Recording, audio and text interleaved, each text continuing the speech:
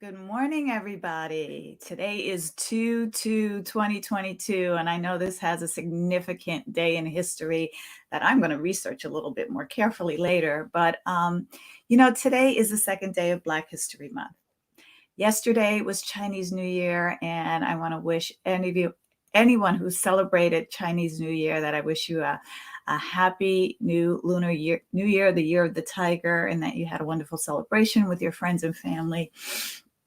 And just want to give honor to that. I wore red yesterday. I'm wearing red today because, you know, um, being an American and living in America, we have so many diverse cultures that we get to celebrate and really learn from, in my opinion. I always find it interesting to learn how other cultures celebrate, what holidays are important to them, and the family traditions that go along with it. And speaking of which, February is Black History Month. Now, you know, typically I would be posting a lot about Black history, celebrating Black contributors to our world, to our culture, Black businesses, all of that. But, I'm having a different take on it today, if you will, because there was this post from a woman last year, and I probably should read it to you. I am going to read it to you. It was a negative comment about Black History Month last year, and this particular woman said, "I just got a coupon, a Groupon, and then I think it was for Black Business Owners Month." And she said, "I just got a Groupon for Support Black-Owned Businesses Month. Don't the Blacks already have the entire month of February devoted to them? What's with another month? Maybe we should have a month for single white mothers or a month for White Veterans Month. I get the Black Lives Matter movement, but this has gotten out of hand." Now, when I first read that, it was really, yeah, I was just like, wow, that's some blatant racism right there. But then I started thinking about, why do we only have a month to celebrate the diversity of the people? And I believe Black History Month is only in America, correct me if I'm wrong, to only celebrate the diversity of our cultures.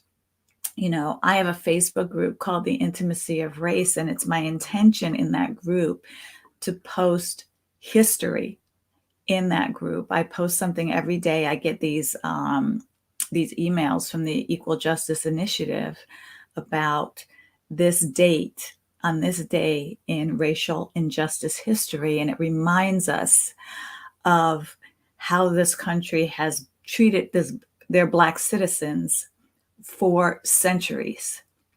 And it details the atrocities, the racism, the torture, the terror, lynchings that the Black community has had to endure at the hands of brutal white people. And that needs to be at the forefront of what we are learning about Black history. In my opinion, this is just my opinion. Nobody has to agree with me or not. But as humans, we tend to smooth over the bad and want to hide it because of the shame and the guilt, so that we don't need to face it. And let's just focus on the positive. Now, I'm all about being positive, but I'm also all about learning history so that it doesn't repeat itself. And that's what I see happening in the world today.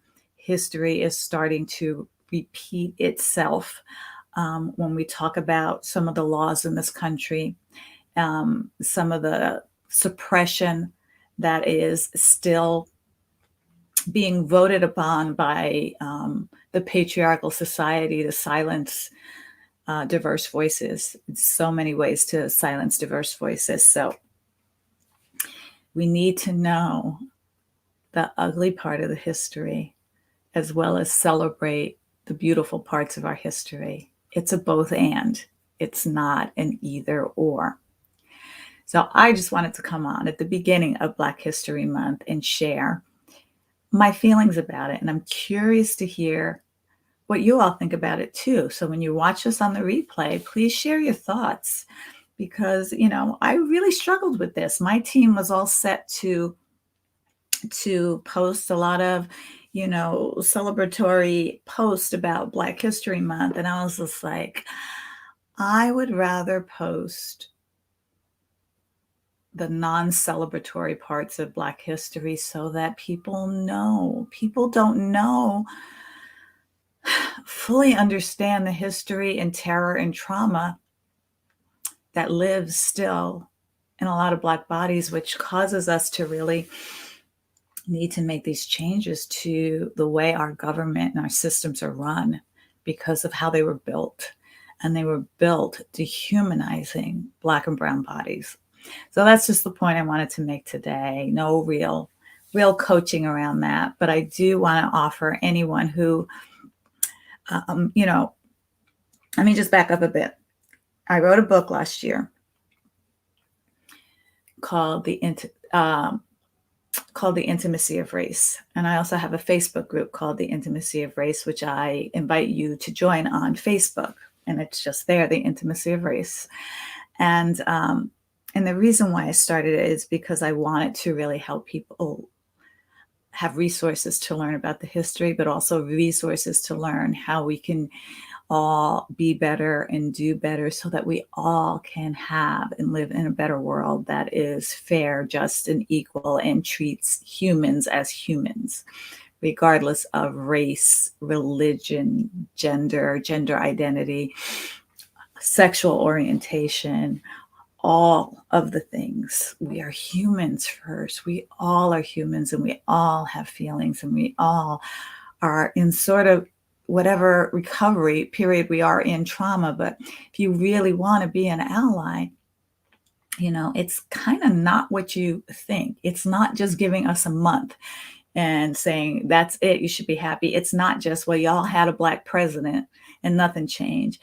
Nothing changed because the system was built on foundations that are hundreds and hundreds of years old that did not treat us as humans with equal rights as humans. So my point in sharing that with you is I wrote a lot about this in my book, The Intimacy of Race, and I want to offer you all an opportunity to have a personalized autographed copy. So yeah, it's a shameless plug. I am the first to admit that. But, part of being an ally is really supporting Black and brown and minoritized business leaders and owners and really helping us economically thrive. Now, I don't make a lot of money off of this book, trust me. But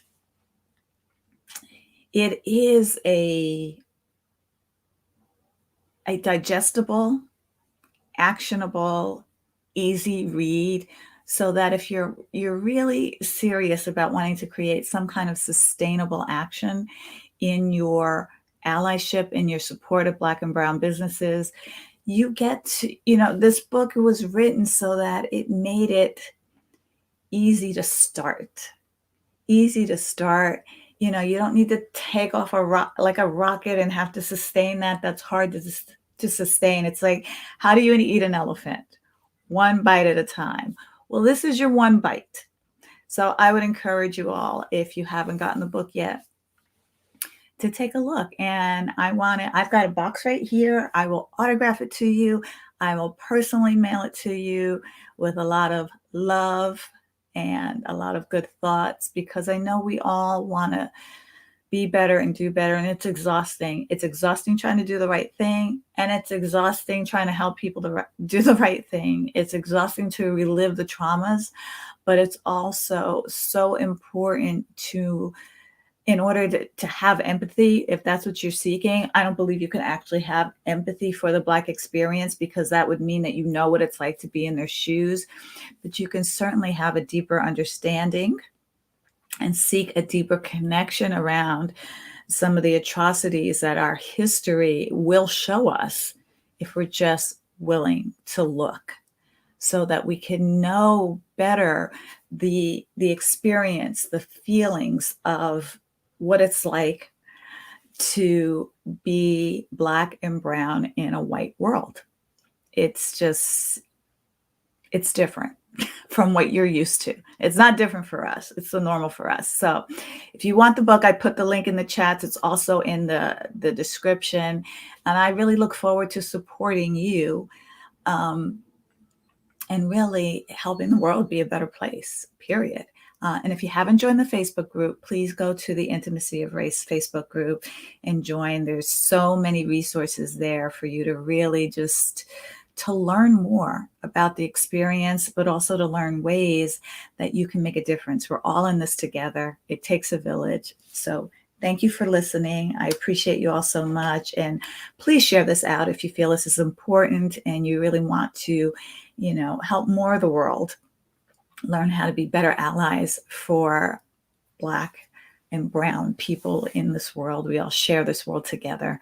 And it really helps to have your support. One of the ways of showing that you're an ally is to elevate the voices of Black and brown business owners, leaders, businesses, and share them. Get them out on social media. It doesn't have to be me if you're not aligned to me, but you can share other amazing people in the communities and, help us all get our voices heard.